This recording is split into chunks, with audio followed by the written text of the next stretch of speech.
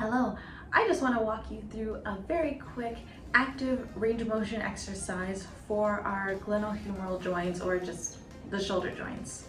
Reason being is that it's very helpful and very common to be used as an assessment for when we've injured ourselves, but it's also a really great way just to warm up the joint, get a lot of the fluids in our body moving more, so everything's moving a lot more smoothly. Why would you do this by yourself at home? Well, for what I just said is that it's a really great warm-up.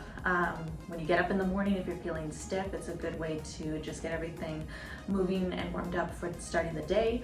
Warming up before you do any exercise, also a really good one, especially if you got arm and shoulder day.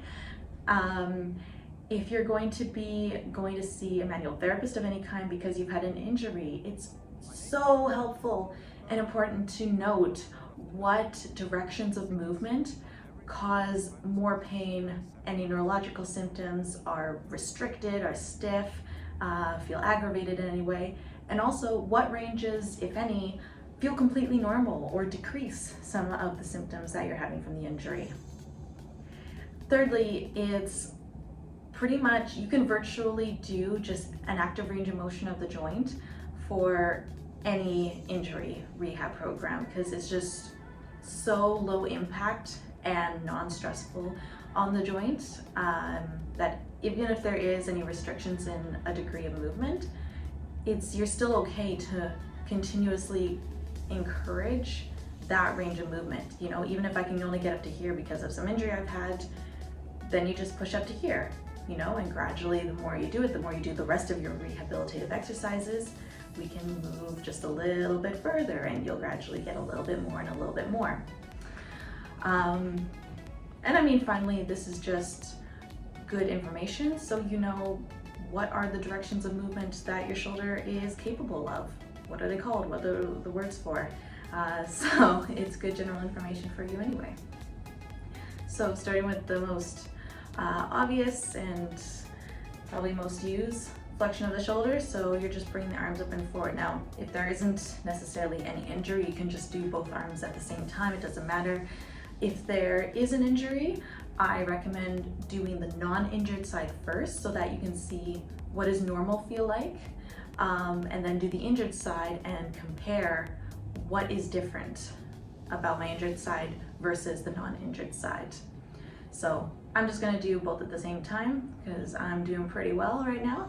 So flexion of the arms is you're just having the arms in neutral, so your thumbs are pointing forward and the elbows are straight, and we're just bringing our arms forward and all the way up. And for most people, you'll find you're probably stopping right about here. If you have a bit more movement in your shoulder blade, in your scapula, by activating those muscles in the back, you can pull the arms up to 180 degrees. So if there's any restriction, this will probably be the place where the average person will find it. And it can be a bit of a workout to get those lower traps activated to pull the shoulder blades down and move the shoulders back, which is a great exercise unto itself. So that's your flexion. This next one, going opposite from that, is moving into extension. So the hands are still in neutral and they're just going back this way. There's usually not a lot of movement. You only hit about 45 degrees.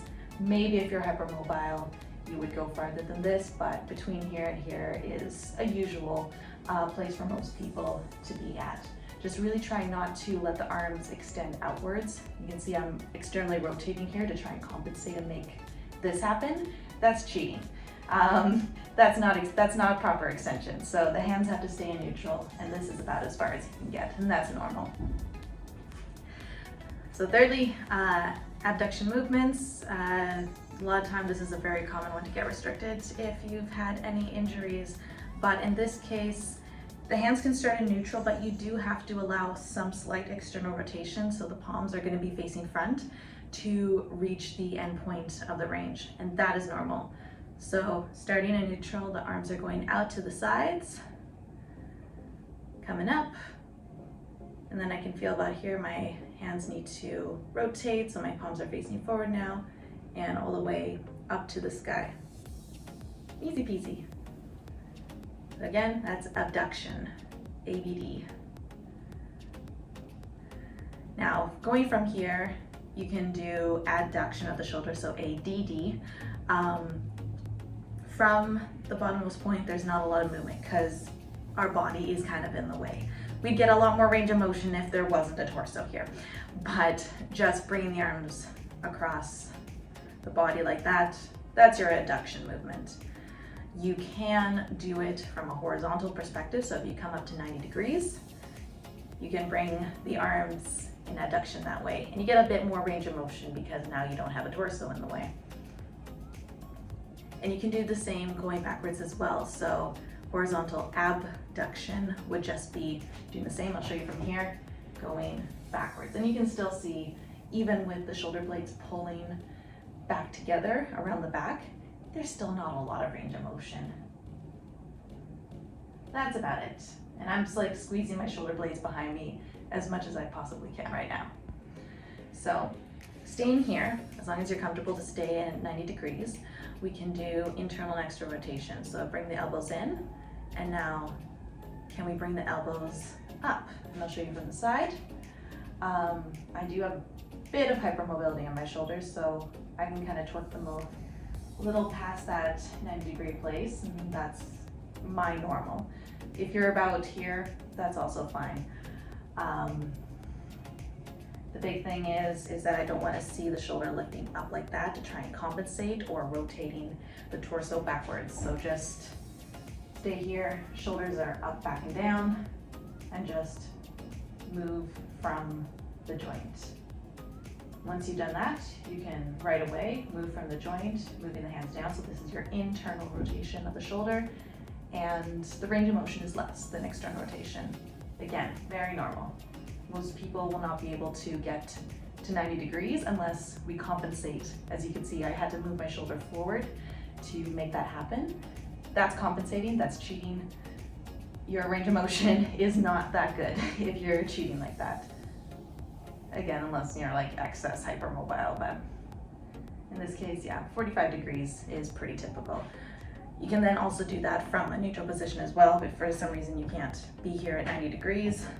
Also totally normal, have the hands just like that at your sides, and you can close internal rotation, which obviously the body gets in the way again, or pin the elbows at the side and open up to the side.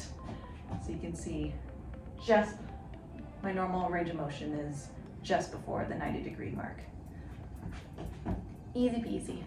You can also play, this is a bit of an extra, but you can also play with the internal external rotation of the shoulders from other ranges. So when your arms are at 90 degrees, you don't even have to bend the elbows. You can just rotate the hands to the sky, rotate the hands to the back of the room.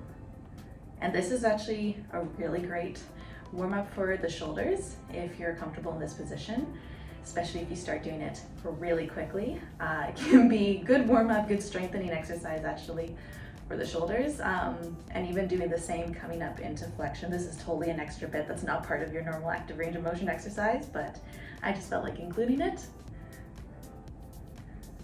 Again, if it's comfortable, if there's any injuries, make sure you talk with your manual therapist first if this is a good exercise for your shoulders. But if you don't have any injuries, there shouldn't be any reason why you can't do this as a good shoulder joint warm-up.